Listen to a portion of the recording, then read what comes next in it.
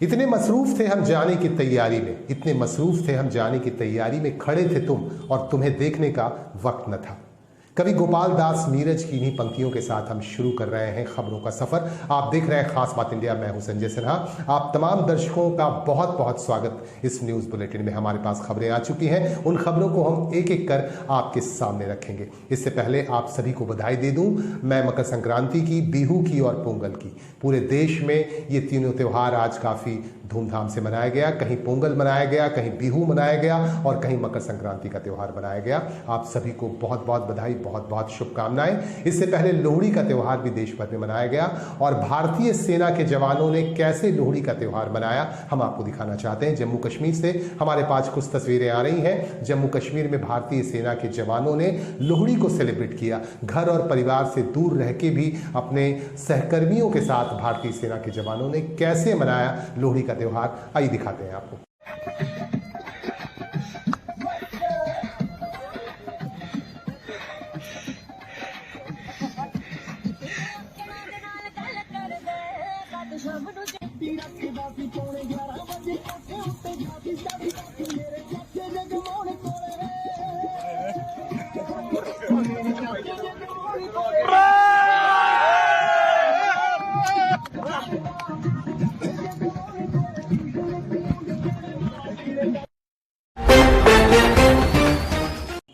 कहते हैं सब तीर्थ बार बार गंगा सागर, एक बार गंगा सागर मेले में देश भर से श्रद्धालुओं की भीड़ इकट्ठी हो रही है और श्रद्धालु यहां गंगा में स्नान करने पहुंच रहे हैं। और कहा जाता है कि गंगा में स्नान करने का काफी महात्म्य है और यही वजह है कि देश भर से श्रद्धालु यहां पहुंच रहे हैं। हालांकि यहां प्रशासन काफी सख्त है, कोरोना गाइडलाइन का पालन नहीं करने वालों पर नजर रखी जा रही है। इसके बावजूद भी लोग कोरोना गाइडलाइन का उल्लंघन भी कर रहे हैं। हमारे संवाददाता उज्जवल सरकार यहां मौजूद हैं, उन्होंने कुछ खास तस्वीरें हमें भेजी हैं। आप देखिए कि किस तरह से यहाँ श्रद्धालुओं में आस्था विद्यमान है, लेकिन दूसरी तरफ कोरोना गाइडलाइन का उल्लंघन करने वाले लोग भी बहुत सारे हैं। आइए दिखाते हैं कुछ खास तस्वीरें आपको गंगा सागर की।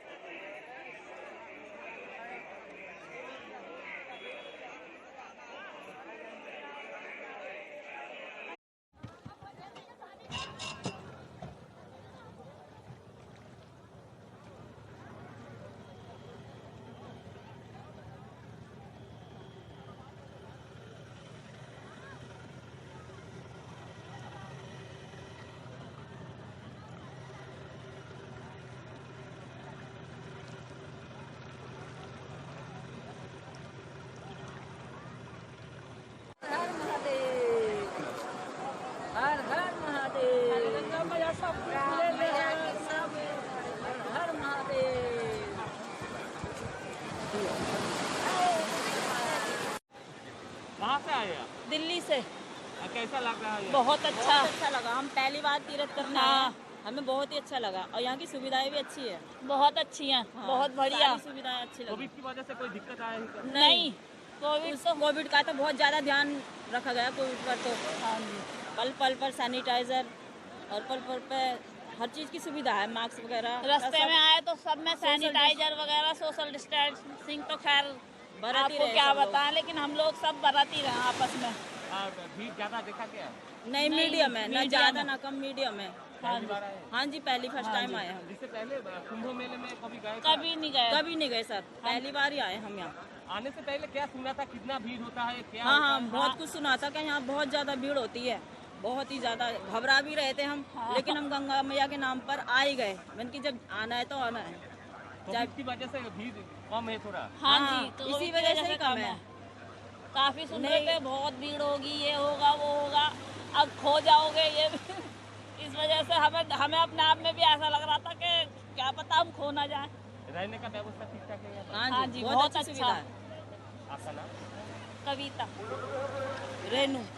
গঙ্গাসাগর নাগাপট্টি থেকে আমরা নাগা সন্ন্যাসীরা এই করোনার মহামারী বিপর্যয়কে সব কিছুকে অতিক্রম করে আমরা এসে পৌঁছেছি।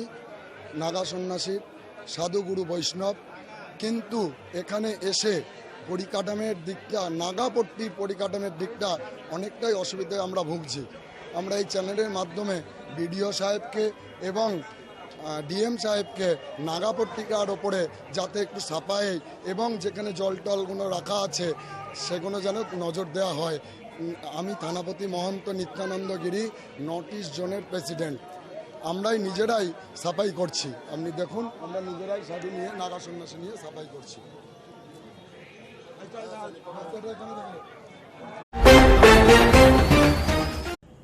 बात करते हैं पॉलिटिक्स की, बात करते हैं चुनाव की। आसनसोल म्युनिसिपल कॉरपोरेशन का चुनाव 22 जनवरी 2022 को होना है। हालांकि हाईकोर्ट का फैसला आना अभी बाकी है, लेकिन बहरहाल आपको बता दें कि यहाँ चुनाव प्रचार काफी जोर शोर से चलाया जा रहा है।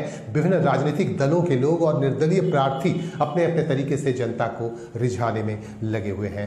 आसनसोल के वार्ड नंबर 83 से हमारे पास कुछ खास तस्वीरें आ रही हैं। 83 में जहां एक और इंडियन कांग्रेस की तरफ से उम्मीदवार है शाह आलम खान, वहीं दूसरी तरफ तृणमूल कांग्रेस की सीट पर चुनाव लड़ रहे हैं हसरतुल्ला उर्फ बापी, और इन दोनों में यह मुकाबला है और दोनों अपने अपने तरीके से जनता को रिझाने में लग गए हैं। हम आपको कुछ खास तस्वीरें दिखा रहे हैं और दोनों से हमारे संवाददाता ने बातचीत भी की। बापी था जिंदाबाद, हमारा नेता कैसा हो, हसरतुल्ला भाई जिंदाबाद, हमारा नेता कैसा हो।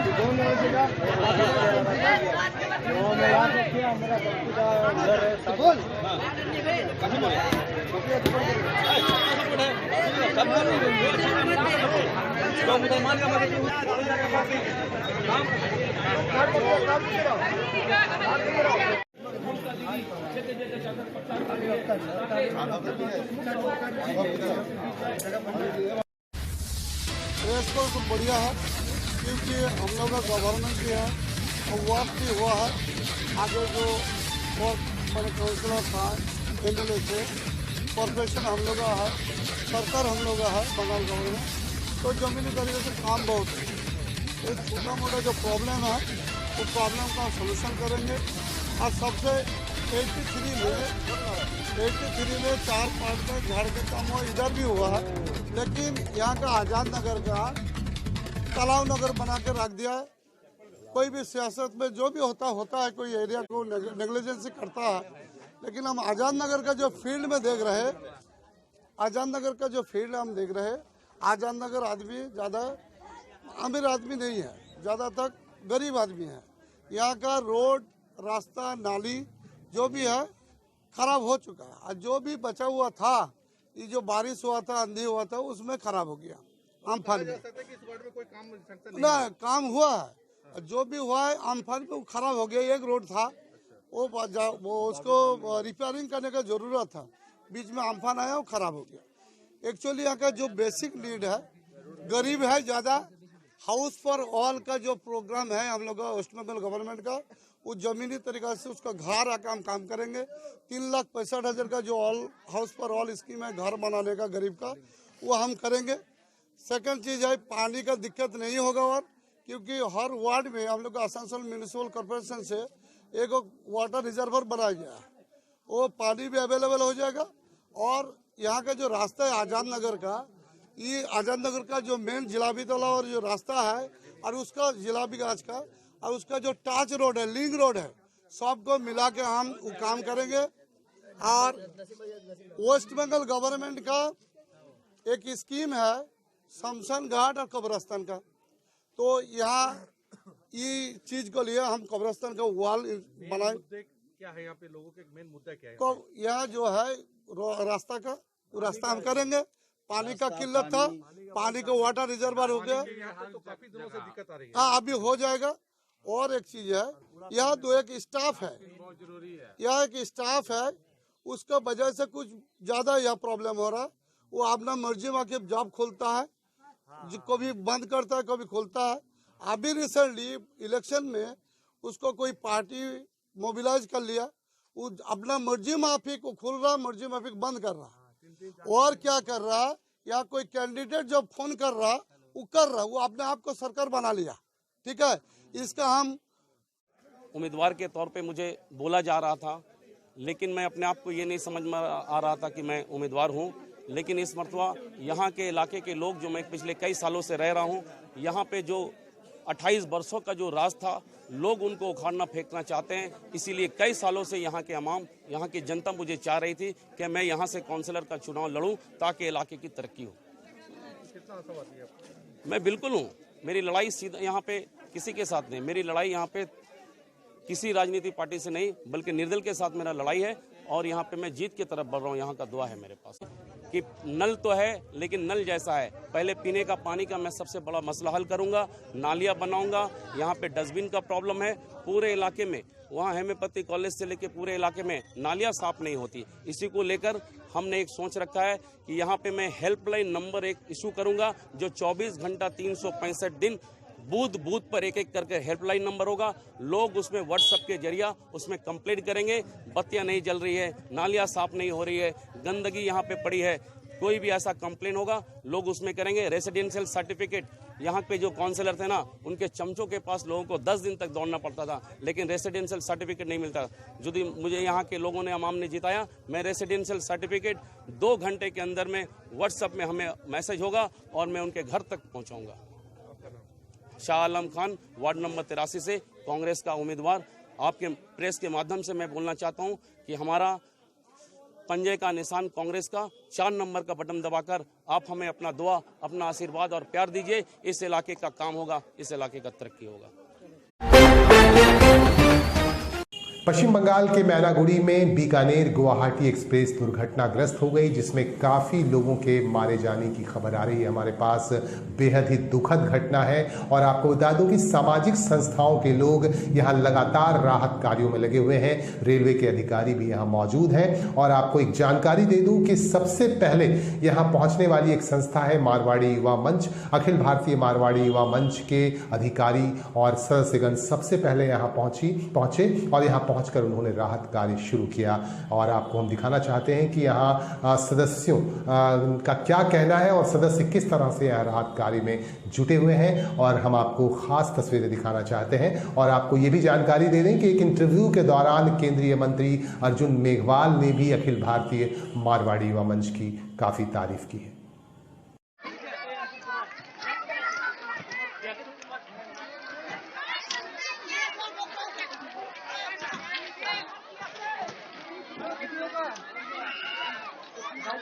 দেখো এই দেখো আমার বগি দাও কি অবস্থা দেখো আমার বগি এটা দিল দেখো বলি না এখন দাদা কিন্তু পুরো গাড়িতে জানা কি হয়নি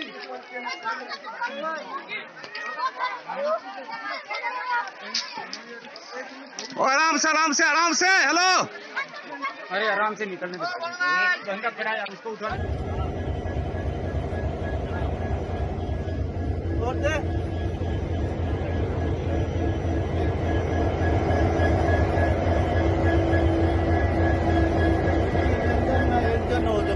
उधर दे के आए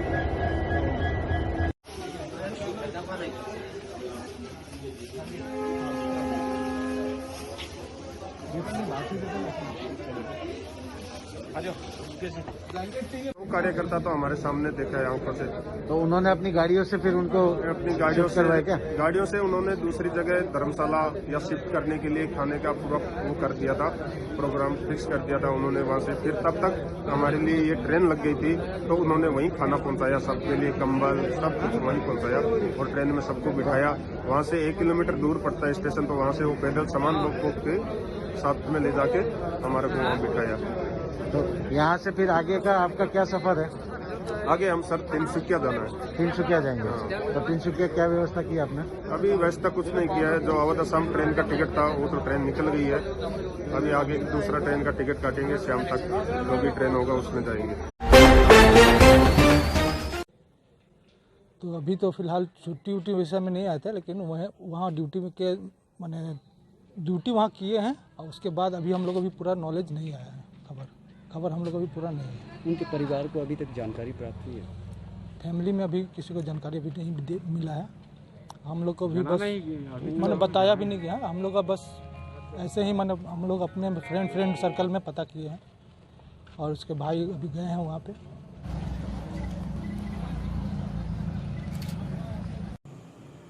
मैनागुड़ी में हुई ट्रेन दुर्घटना में आसनसोल के एक रेल कर्मचारी के मारे जाने की आशंका है, लिहाजा उनके परिजनों में, उनके पड़ोसियों में काफ़ी मातम पसरा हुआ है। आसनसोल के राधा नगर रोड स्थित ताल पोखरिया इलाके के रहने वाले अजित प्रसाद, जो रेलवे में कर्मचारी हैं और पोस्टेड थे नदिया मंडल में, और ऐसा कहा जा रहा है कि दुर्घटना के वक्त वह भी उस ट्रेन में थे और ऐसी आशंका है कि उनकी मौत हो चुकी है, क्योंकि उनके परिजन लगातार उनको ट्राई कर रहे हैं मोबाइल पर, लेकिन उनका मोबाइल स्विच ऑफ बता रहा है। और हमारे संवाददाता ने उनके परिजनों से बातचीत की, पड़ोसियों से बातचीत की और जानकारी ली। इनका कहना है कि आधिकारिक तौर पर कोई सूचना नहीं मिली है, लेकिन उनके मित्रों के जरिए जो सूचना मिल रही है, इससे ऐसा लग रहा है कि उसी ट्रेन में वह थे और इस दौरान दुर्घटना में उनकी मौत हो गई है।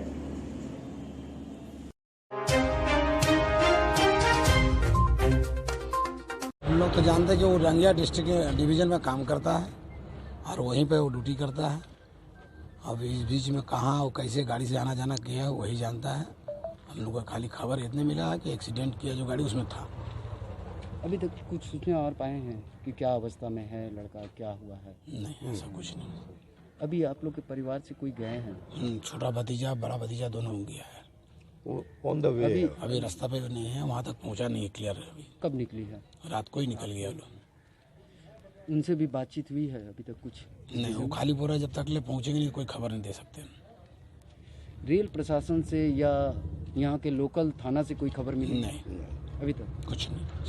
आप लोग को फिर किसकी तरफ से जानकारी मिली? बस उसका हल्का फल्का जो दोस्त फोस्त लोग हैं उससे आया कि हाँ वो शायद उसी ट्रेन में था। फ़ोन भी कल से बंद है, उसका स्विच ऑफ हो गया है। पहले रिंग हो रहा था फिर बंद हो गया। जब हम लोग को एक्चुअल फोन बंद हुआ उसी से थोड़ा संदेह पैदा हुआ। एक चीज़ और जानना है कि लड़का का कितने दिन पहले शादी हुई है और कितने परिवार में भाई बहन लोग हैं?